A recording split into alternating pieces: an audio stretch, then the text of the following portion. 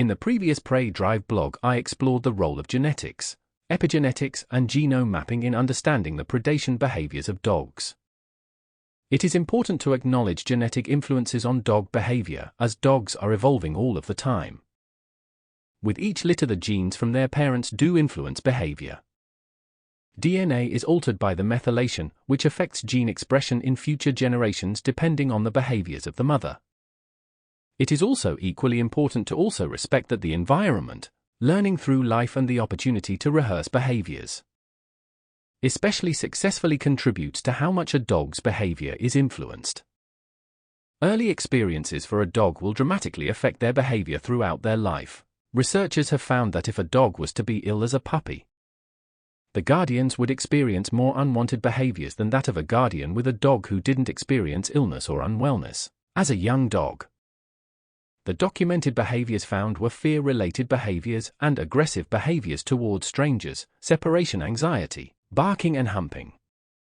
As a personal note, I know of many dogs who experienced illness during early life such as giardia, parvo, and bone problems which inhibited these dogs as puppies from early life experiences. Some dogs were absolutely fine and some dogs needed support. So I would just like to reassure anyone fearful of having an unwell puppy. This does not mean that you will absolutely have behavioral problems as your puppy grows into adulthood. With any academia, we have to remember that many sample groups for statistics are very small and data is not always accurately given.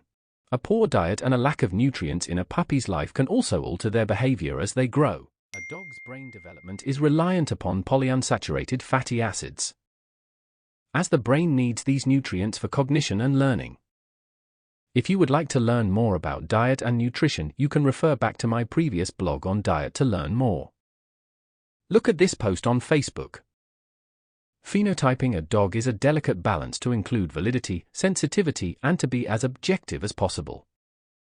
In medicine, diseases are easy to identify as there will be specific components to look for to diagnose.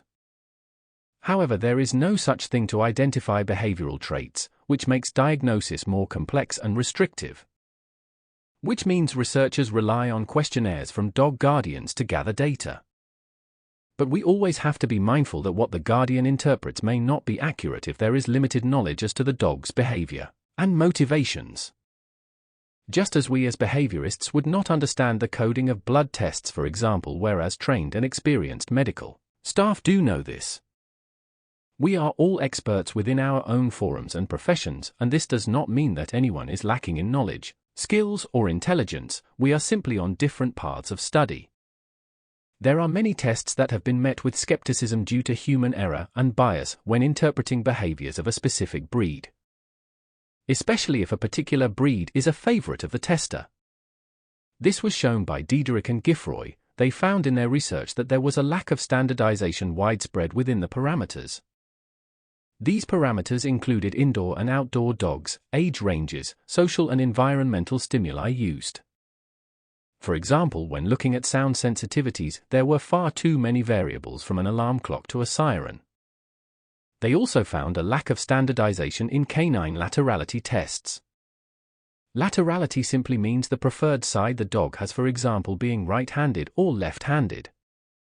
Many of my conditioning and trick clients know that I always say that every individual dog has a preference to which they will prefer to lie on, to roll, or step forward with to interact with a piece of conditioning equipment. Some tests only looked at one behavioral trait to understand, such as the Ainsworth-Strange test, which specifically looked at dog and guardian attachment using a series of controlled tests and a controlled environment. As mentioned above, results can also be influenced by external influences, such as judges. Another test is the mentality test, used to test thousands of Swedish dogs annually. These results would be compared with the answers from the guardian's completed questionnaire. Ruffinact identified the heritability of traits within German Shepherds such as hardness, defense drive, and confidence, which is influenced by the age and sex of the dog, the breeding, and the judge. Whereas when looking at livestock guardian breeds, objectivity in selection for herding breeds, and successful breeding programs for the complexity of traits of the livestock guardian dog, But again, it is important to be mindful that many testing areas are unfamiliar to the dog and the dog may not feel safe, or the dog may be too engaged with the new environment. This is where guardian questionnaires are valuable, as nobody knows their dog better than their guardian. The dog is also in their own home, which again many who work with me know how much I value this environment, and not a strange environment to travel to. There are two types of main questionnaires which guardians have been asked to participate with for reliable data. The Canine Behavioral Assessment and Research Questionnaire, also known as CBARQ, which has been used by many researchers for data. There is also the Monash Canine Personality Questionnaire, revised. The other problem which has been identified is the use of terminology and the understanding of the behavior. It has been found that too many behaviors were being grouped together instead of being identified as their stand-alone subtype. For example, aggression, resource guarding, defensiveness, fear and anxiety.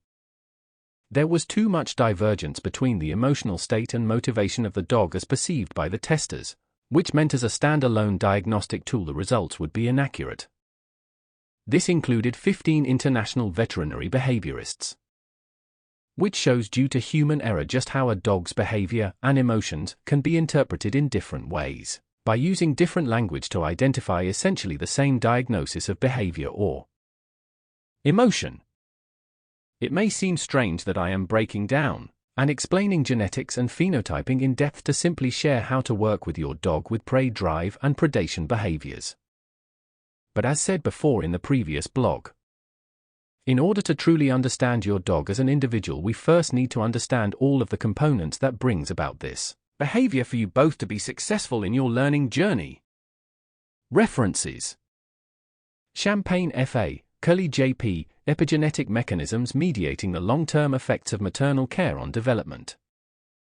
Neurosci BioBehav Rev 2009 33:593, 600. 10.1016J.Nubirev.2007.10.009. Scott J.P., Fuller J.L., Genetics and the Social Behavior of the Dog. Chicago, The University of Chicago Press, 1965. Serpell J., Jago J.A., Early Experience and the Development of Behavior. In the Domestic Dog, Its Evolution, Behavior and Interactions with People. Edited by Serpell J. Cambridge, Cambridge University Press, 1995:79, 102. Overall KL, That Dog is Smarter Than You Know, Advances in Understanding Canine Learning, Memory, and Cognition. Top Companion Anim Med 2011 26:2, 9. 10.1053 J.Cam.2011.01.001. Diederich C., Giffroy J., Behavioral Testing in Dogs, A Review of Methodology in Search for Standardization. App Anim Behav SCI 2006 97:51, 72. 10.1016 J.Aplanim.2005.11.018. Tompkins L.M., McGreevy P.D., Branson N.J., Lack of Standardization in Reporting Motor Laterality in the Domestic Dog. J. Vet Behaviclin App Res 2010 5:235, 239. 10.1016 J.JVEB.2010.03.002.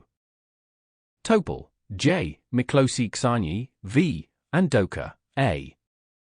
Attachment Behavior in Dogs, a New Application of Ainsworth's Strange Situation Test. J. Comp. Psychol.112, 219, 229. doi 10.10370735-7036.112.3.219. Rufenacht S., Gebhardt Henrik S., Mioch T., Gallard C., A Behavior Test on German Shepherd Dogs, Heritability of 7 Different Traits. App Anim Behav SCI 2002 79:113, 132. 10.1016S0168-159100134X. Thompson P.C., Wilson B.J., Wade C.M., Sharif Lou Mr., James J.W., Tammen I, Raadsma H.W. Nicholas Forward. The utility of estimated breeding values for inherited disorders of dogs. VetJ 2010-183:243, 244. 10.1016J.tvjl.2009.12.002. Arvelius P., Morm S., Svartberg K., Strandberg E. Measuring herding behavior in Border Collie Effective Protocol Structure on Usefulness for Selection. J. Vetbehavi Clin App Res 2013 8:9, 18. 10.1016J.jveb.2012.04.007. HSUY, Serpil J.A., Development and Validation of a Questionnaire for Measuring Behavior and Temperament Traits in Pet Dogs. J.M. Vet Med Associates 2003 223:1293, 1300. 10.2 for 60 JAVMA.2003.223.1293. Duffy D., Serpil J., Behavioral Assessment of Guide and Service Dogs. J. Vetbehavi Clin App Res 2008 3:186, 188. Overall KL, Crowell Davis SL, D. Haas J., Fatjo J., Haupt K.A., Mills D.S., Palestrini C., Beta C., Sexel K., Terminology Think Tank. J. Vetbehavi Clin App Res 2006 1:29, 46. 80, 83, 121, 123. Ol F., Ont SS, Van der Stary F.J., Pathological Anxiety in Animals. VetJ 2008 175:18, 26. 10.1016J.tvjl.2006.12.013. Image description: A3 window comic panel which is gray. The title reads, Prey Drive and Livestock Force and Fear-Free Solutions. The first window is of a wolf dog chasing sheep on a country hillside with a blue and yellow sky. The text box reads, you don't need an e-collar to stop this behavior, but a little bit of common sense and a responsibility. The second window is of a wolf dog running in a secure dog field with a blue sky background. There is a fence and tufts of grass growing by the fence. The text box reads, utilize enclosed dog fields, long lines, and check fields for livestock. Avoid fields with livestock. The third bottom window is of a wheelchair user with blonde, pink, purple ombre hair sat in a wheelchair with a wolf dog either side engaging with a backdrop of a sheep herd on fields with a blue sky in the distance. The text box reads, working on predation substitute training and work on stimuli which triggers a prey chase behavior.